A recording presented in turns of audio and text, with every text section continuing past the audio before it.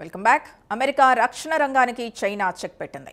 ఖనిజాల ఎగుమతి నిబంధనల్ని చైనా కఠినతరం చేసింది. ఎగుమతులపై చైనా ఆంక్షలతో అమెరికాలో టెన్షన్ మొదలైంది. అమెరికా రక్షణ వ్యవస్థలో అత్యంత కీలకమైన F-35 యుద్ధ విమానాల భవిష్యత్తు ఇప్పుడు చైనా చేతుల్లో చిక్కుకుంది. దాంతో ఇరాన్ యుద్ధంలో అమెరికాకు చైనా చెక్ పెట్టినట్టే అయింది. ఇక అమెరికాపై కాల్పులు జరపకుండానే దూకుడుగా ఉన్న యుఎస్ని చైనా కట్టడి చేసింది.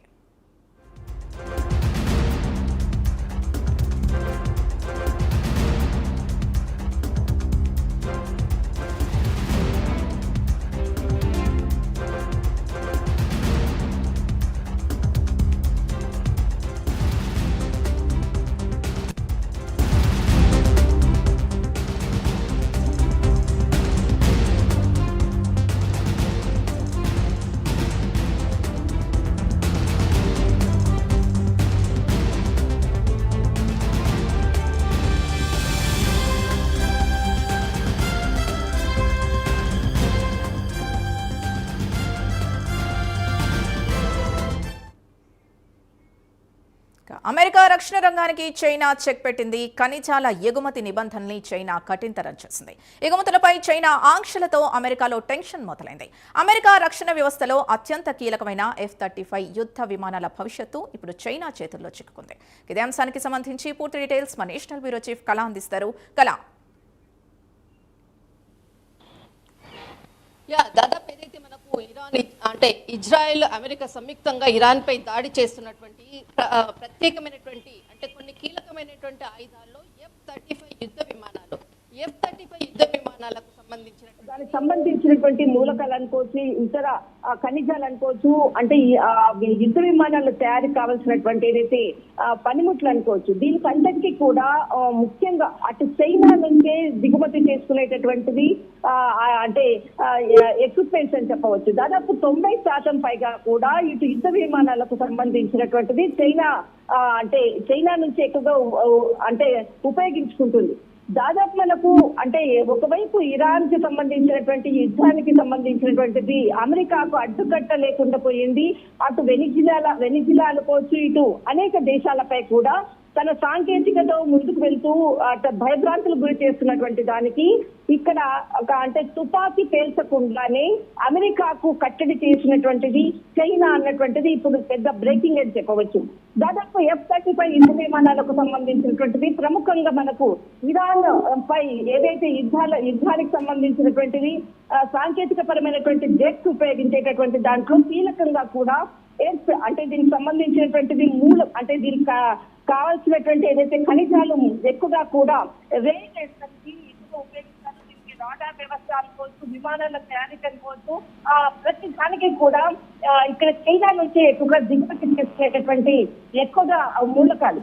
దీనిలో భాగంగానే ఇటు ఇక్కడ నుంచి కూడా ఏదైతే F-35 అనుకోవచ్చు, ఇతర విమానాలకు సంబంధించినటువంటిది B-1 బాంబర్స్ అనుకోవచ్చు, B-2 స్టెల్త్ బాంబర్స్ అనుకోవచ్చు, F-15 fighter jets, F-22 Raptor jets, F-35 lightning ఏదైతే జెట్స్, వీటికి కీలకంగా చైనా నుంచి ఉపయోగించుకునేటటువంటి ఖనిజాలే చాలా కీలకం. వీటన్నిటికీ కూడా ఏదైతే మీరు తీసుకునేటటువంటి అంటే ఏదైతే అగ్రిమెంట్ అనుకోవచ్చు, వాటన్నిటికీ కూడా ఇంతకు ముందు అంటే గత కొన్ని నెలల క్రితం కూడా వాటిని కట్టడి చేసేటటువంటి ప్రయత్నం చేసింది. కానీ దాదాపు నిన్న చాలా కీలకమైనటువంటి అధికారికంగా జరిగినటువంటి సమావేశంలో కూడా ఏదైతే సైనిక పరమైనటువంటి అధికారుల సమావేశం జరిగిన సమయంలో కూడా చైనా ఇక్కడ నుంచి మీరు ఏదైతే సాంకేతిక పరమైనటువంటి ఇతర దేశాలకు అంటే చైనా నుంచి కొన్న తర్వాత ఇతర దేశాలకు అమెరికా అంటే ఇటు అమ్మకాలు చేస్తున్నటువంటి దానికి ఇతర దేశాలకు మీరు ఏదైతే అమ్మకాలు చేస్తారో వాటికి ఖచ్చితంగా లైసెన్స్ కావాలి. ఆ లైసెన్స్ ఏదైతే ఉందో మా పర్మిషన్ తోటే మీరు అమ్మకాలు జరపాలి అన్నటువంటిది ఒక కండిషన్ పెట్టడంతో ఇప్పుడు అమెరికాకు సంబంధించినటువంటిది యుద్ధ విమానాలకు సంబంధించినటువంటిది అనుకోవచ్చు, అన్ని సాంకేతిక పరమైనటువంటిది అంశాలపై కూడా చైనా తన పట్టుని సాధించింది. దీనికి అడ్డుకట్ట వేసేటటువంటి ప్రయత్నము దాదాపు ఏదైతే అగ్రిమెంట్ ప్రకారంగా F-35 యుద్ధ విమానాలకు అంటే దాదాపు 100కు పైగా కూడా ఏదైతే అగ్రిమెంట్ లో ఉన్నది ఇప్పటి వరకు కూడా వాటిని చైనా ఇప్పటి వరకు కూడా అమెరికాకు అంటే ఏదైతే అగ్రిమెంట్ ప్రకారంగా వాటికి కొనుగోలు అనుకోవచ్చు, వాటికి అమ్మకాలపై కూడా ఇంకా కూడా వాటికి అమెరికాకి ఇవ్వలేదు.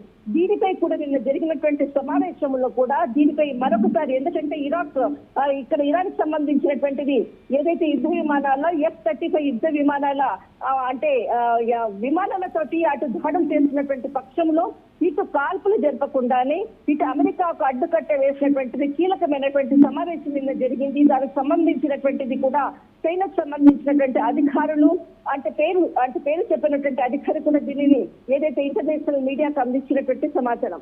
దీనితో ఇటు అమెరికా డొనాల్డ్ ట్రంప్ చేసేది లేక ఈ రోజు ఉదయం వైట్ హౌస్ కి సంబంధించినటువంటిది యుద్ధం త్వరలోనే ముగుస్తుంది అన్నటువంటి కీలక వ్యాఖ్యల వెనుక కూడా నిన్న జరిగినటువంటి చాలా కీలకమైనటువంటి సమావేశమే.